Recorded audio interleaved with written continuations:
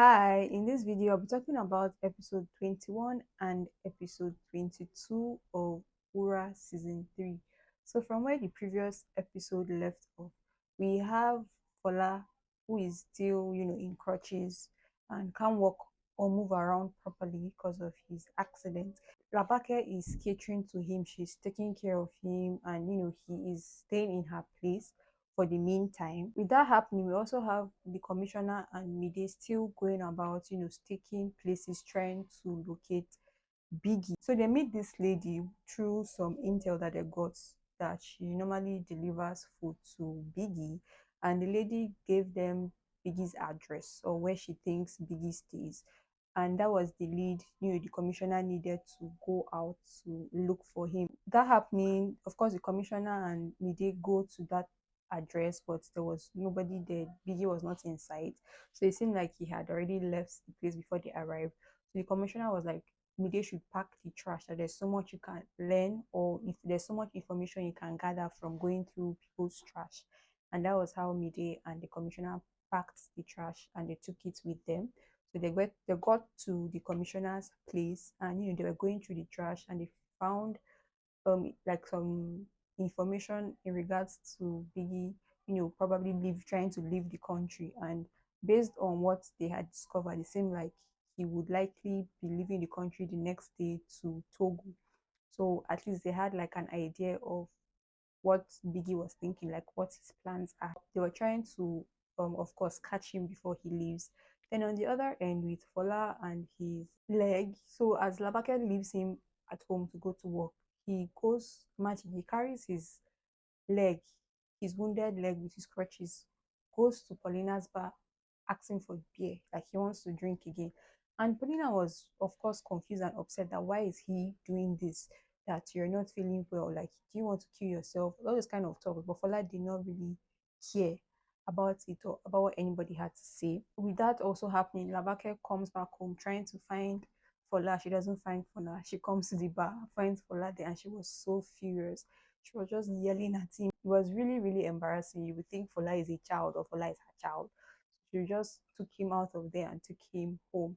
So, like, coupled with the fact that he's injured and he's not catering for himself, he's not, seeing his best interests at heart, he's not even trying to get better.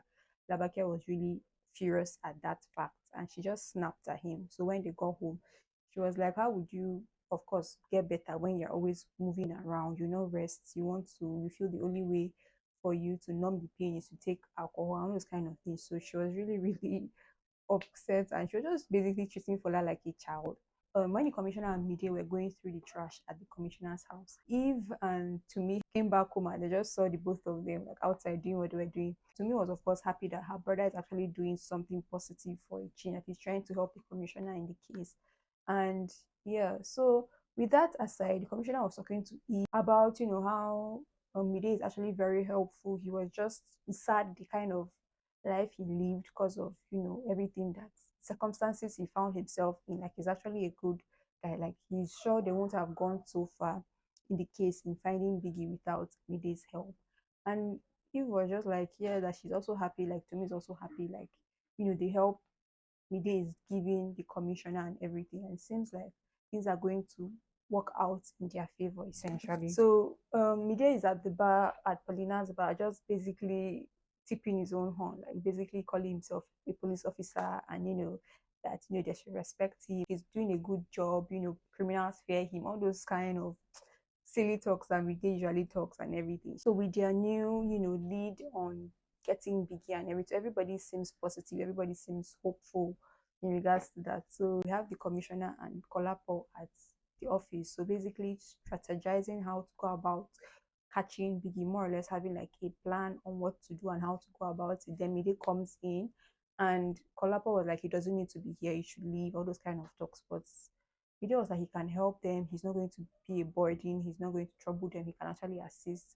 So with all that was going on, Mide was like, why don't they sort of blend into the crowd? Why don't they dress or act like normal people? They shouldn't stand out as police officers. That Biggie is very smart, and that if Biggie senses anything is up, he's always two steps ahead. So he maybe has a plan in place So they should blend in naturally with, everybody else, not stand out so much to, Biggie, that kind of thing. And the commissioner was like, yes, okay, that they should ditch their uniform. So they'll probably go in disguise to get Biggie. So everybody is disguised. I think they have this location as to where Biggie, might be. So just like staking out the place and just trying to get sight of Biggie, then catch him.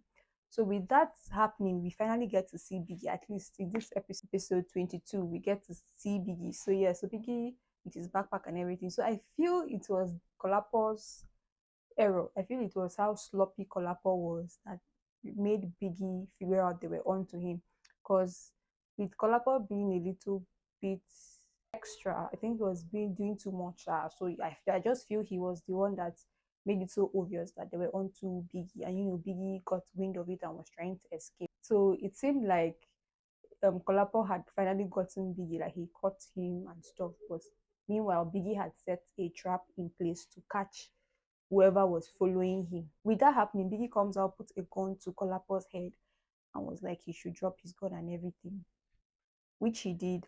That also happening, the commissioner comes out and aims his gun at Biggie. So it seems like, oh, all is well, they finally gotten Biggie. But no, that was where the episode ended. And now in the next episode, it seems like the commissioner was taken by Biggie. So how did that happen? Like, that is so crazy. Like, imagine we found Kolapo lying on the floor, we did waking him up, and the commissioner is nowhere in sight. Biggie is nowhere in sight. So what happened? So is it that Biggie overpowered the commissioner, or Biggie and maybe some of his guys overpowered the commissioner and took the commissioner hostage? Like, I'm so excited to see what plays out in the next episode. And also with Labake and Fola Wala, Labake is just exhausted with Fola's whole thing, to the extent that she even brings some of her prayer ladies to come and deliver Fola of his drinking habits, deliver him from this evil spirit that is disturbing him to always drink, essentially. It was really really funny. And she also was just complaining to Iyabo that Fola is a case, like he can't change, he doesn't understand, he's just this, he's just that, and blah blah. Then with that happening, I don't know whether Fola is starting to like Labake or he's seeing her in a different light. Because when he was home, of course, Labake told him not to leave the house, that somebody was coming to pick something from the house.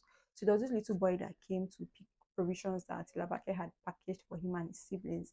And Fola was just intrigued that, you're not her church member, you know, she just decides to be nice to you for no reason. Like, she gives you guys things and everything. Like, that really piqued his interest. And he saw like a softer side and a different side to Labake than he was used to. So he started, when she was trying to cook dinner, he was just teasing her and just flattering her, throwing all sorts of compliments her way. So I'm like, okay, is Fola like starting to like Labake? Like, what is going on there? Is Iyabo's matchmaking tactic or working? Like, are they really going to end up together? Yeah. So I guess maybe in the coming episodes we'll see what would actually become of the Labake and Fola ship. If it would actually sail or not. So yeah, so that is that about these two episodes. So next episode we'll see what becomes of the commissioner, and maybe you also get to see Wura, because we didn't see her in this episode, alongside Lulu, alongside JJ, alongside Konisola. Like, yeah, it was just them, trying to get Biggie, Labake more or less scolding and drilling Fola how to act right, essentially. So it was quite interesting. So season 3 of Wura, if you haven't seen it, you can watch it on Showmax. If you liked this video, please hit the like button. If you're new to my channel, subscribe, check out my other videos. Thank you so much for watching, and I'll see you in my next video. Bye.